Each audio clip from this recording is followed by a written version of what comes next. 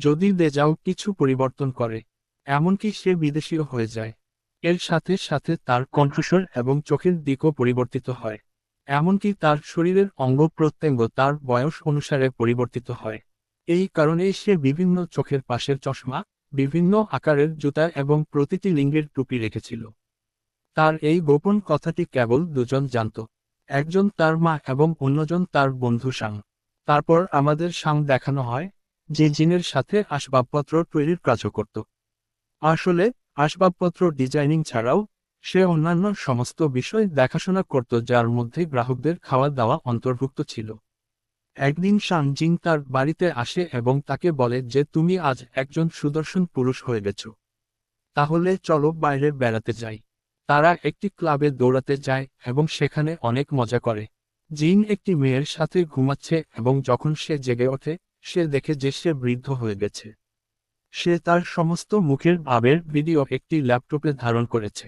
সে বলে যে যখন সে বিদেশি হবে, তখন সে তার জাতীয় ভাষা পরিবর্তন করবে। সে এটা বলতে পারে না, কিন্তু যে কেউ বিদেশি হয়, সে জাপানি হোক বা চাইনিজ, সে তাদের ভাষা বলে যদিও সে কখনো তা শেখেনি।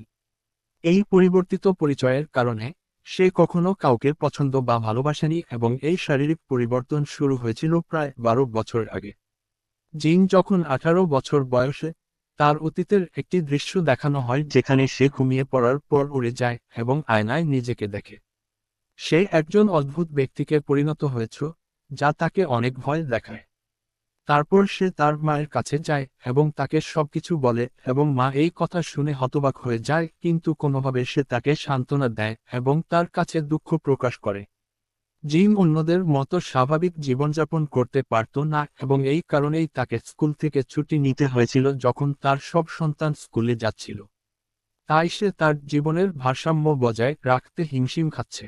একদিন শাম কিছু জিনিসপত্র নিয়ে জিনের বাড়িতে যায়।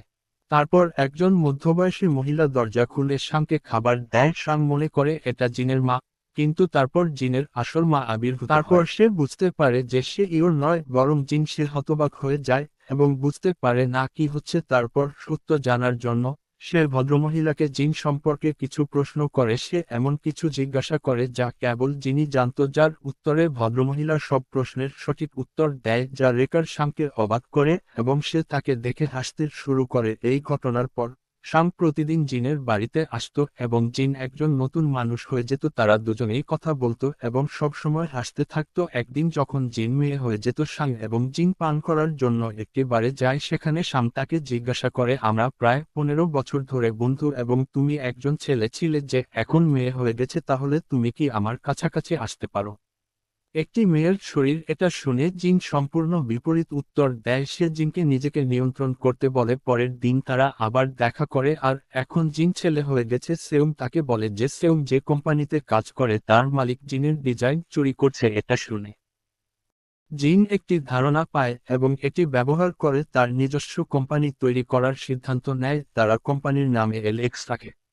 একই সাথে তারা সিদ্ধান্ত নেয় যে জিন আসবাবপত্র ডিজাইন করবে এবং লোকেদের কাছে বিক্রি করবে। তাদের নিয়োগ করে।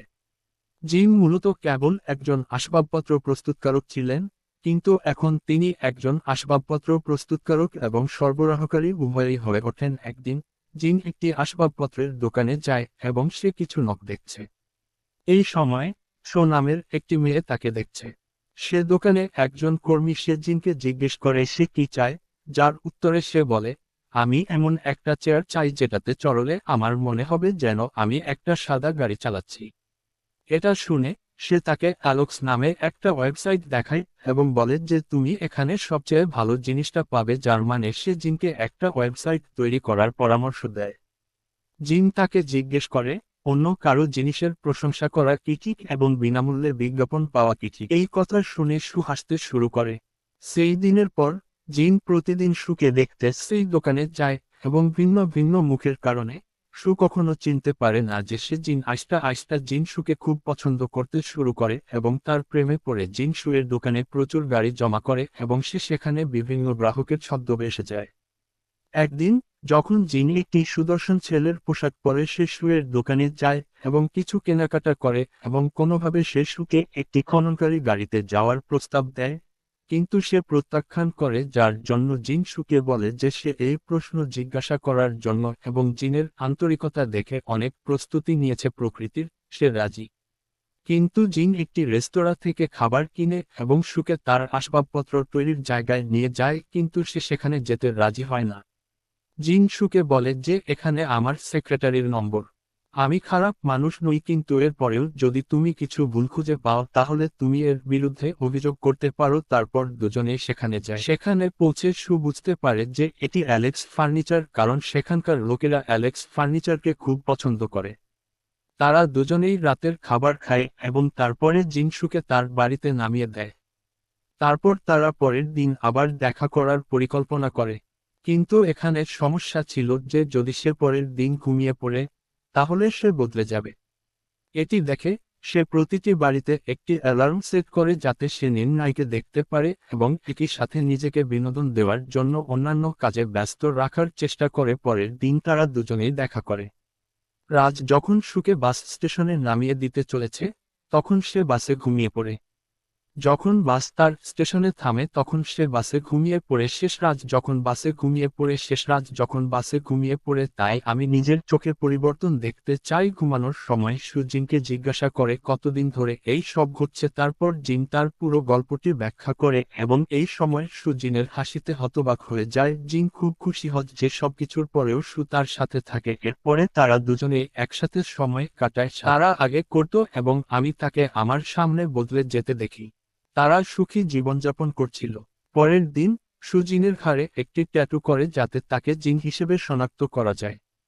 এক রাতে জিনের সুয়ের সাথে একটি পার্টিতে যাওয়ার কথা ছিল, কিন্তু সে খুব মেজাজে ছিল না। সে ঘুমানোর জন্য অনেক চেষ্টা করে কিন্তু সে ঘুমাতে পারে না। পার্টিতে সবাই তাদের সঙ্গীদের সাথে এসেছিল কিন্তু সু একা ছিল। সবাই সুয়ের সঙ্গীকে দেখতে চেয়েছিল এবং তারা তাকে জিজ্ঞাসা করেছিল যে সে কোথায়, কারণ সবাই সুকে বিভিন্ন পুরুষের সাথে দেখেছিল। তারপর পার্টিতে থাকা একটি ছেলে একইভাবে সুয়ের হাত ধরে, ঠিক যেমন জিন তাকে বলেছিল যে তাকে চিনতে হবে যে এটি জিন। পার্টিতে সবাই তাকে দেখে অবাক হয়। সে তার বিবাহের সময় লিঙ্গ তৈরি করতে ব্যয় করে। সু ডাক্তারের সাথে কথা বলছে এবং সে তাকে তার অবস্থা এবং জিনের পরিবর্তন সম্পর্কে সবকিছু বলে। ডাক্তার সুকে উত্তেজনা এবং বিষণ্ণতা সম্পর্কে পরামর্শ দেন। ম্যাডিসন সুপারিশ করেন এবং জিন এখন একটি সুদর্শন ছেলে। সে সুকে বলে যে সে তার সাথে যা কাটিয়েছে তা সত্যিই পছন্দ করে এবং তার হৃদয় বলে যে এটি স্তন।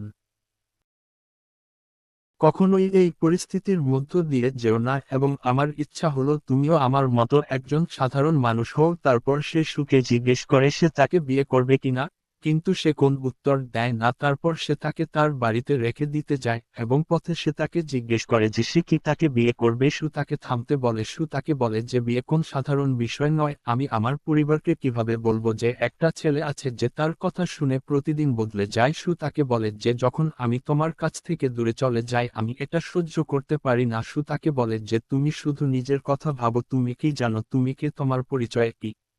আয়নায় তোমার মুখ আজ এক রকম, কাল অন্য রকম, আর তুমি নিজের পরিচয় জানো না। আর আজ কোন পোশাক পরবে তা ঠিক করতে তোমার অনেক সময় লাগে। কোন জুতা পরবে আর কোন চোখে আমার কি সানগ্লাস পরতে হবে আমি এটা খুব একটা বুঝতে পারছি না। সে অসুস্থ।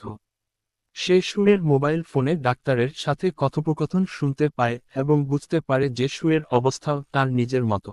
এই কারণে পরের দিন সে একটি মেয়েতে পরিণত হয় এবং তার মায়ের সাথে থাকে এবং তার মা তাকে সত্য বলে। সে বলে জিন ঠিক তার বাবার মতো, তার বাবারও একই রোগ ছিল। সে আগে পরিবর্তন করত এবং তার কারণে সেও মানসিক চাপের রোগী হয়ে ওঠে। তার স্ত্রীর অবস্থা জানিয়ে জিনের বাবা সেখানে থেকে অদৃশ্য হয়ে যায় যাতে তার স্ত্রীকে একই সমস্যার মুখোমুখি না হতে হয়। এই কথা শুনে জিন সিদ্ধান্ত নেয় যে তারও একই কাজ করা উচিত। তারা দুজনেই সন্ধ্যায় দেখা করে এবং কিছুক্ষণ হাঁটার পর জিন তাকে বলে যে তাদের বিচ্ছেদ হওয়া উচিত। এই বলে সে সেখানে থেকে চলে যায়। বিরতির আগে জিন সুয়ের জন্য একটি ন্যাকড়া তৈরি করেছিল এবং সেই ন্যাকড়াটি দেখে জিনের কথা মনে পড়ে সু কাঁদতে থাকে। 10 মাস কেটে যায় এবং এখন সু সম্পূর্ণ স্বাভাবিক হয়ে যায়। একদিন সুয়ের বসে একটি ওয়েবসাইটে একজন বিখ্যাত ডিজাইনারের ছবি দেখাচ্ছেন, যা দেখার পর সু বুঝতে পারে যে এগুলো জিনের ডিজাইন। তার বস সুকে বলেন যে এই নকশাটি খুব সুন্দর এবং আপনার এটি আমাদের কাছ থেকে কেনা উচিত। তারপর সে বুঝতে পারে যে এই সমস্ত সময় সে মানুষের কথা ভাবছিল এবং তারা কি বলবে, কিন্তু বাস্তবে সে নিজে জিনের বাগানে থাকছিল না এবং এর সাথে সে তাকে ধ্বংস করার সিদ্ধান্ত নেয়। জিনকে দেখানো হয়েছে যে জিন প্রজাতন্ত্রে কাজ করে এমন একজন ডিজাইনার এবং সে সেই স্থানের একজন ব্যক্তি এবং ভাষাটিও একই ভাষায় কথা বলছিল। অন্যদিকে সু জিনের সাথে পরিচিত হয় এবং সেখানে যায়, কিন্তু জিন তাকে বলে যে জিন নামে কেউ সেখানে থাকে না, যার জন্য সে বলে যে আমি কোরিয়া থেকে এখানে এসেছি, মামাস স্টুডিও থেকে, যা একটি বিশাল আসবাবপত্র বাজার, এবং সে তাকে ভেতরে যেতে দেওয়ার জন্য অনুরোধ করে। ভেতরে ঢুকে সে লোকটির বিভিন্ন পোশাক, বিভিন্ন জুতা এবং জিন্সের আসবাবপত্র তৈরি করতে দেখতে পায়। সে বলে, আমার কোম্পানি তোমার ডিজাইনগুলো পছন্দ করে, তাই আমি তোমার সাথে দেখা করতে চেয়েছিলাম। সে বলে, জিন, এখন থামো। আমি সম্পূর্ণ বদলে গেছি এবং আমি তোমার সাথে থাকতে চাই। জিন তাকে বলে যে সে আবার অসুস্থ হয়ে পড়বে।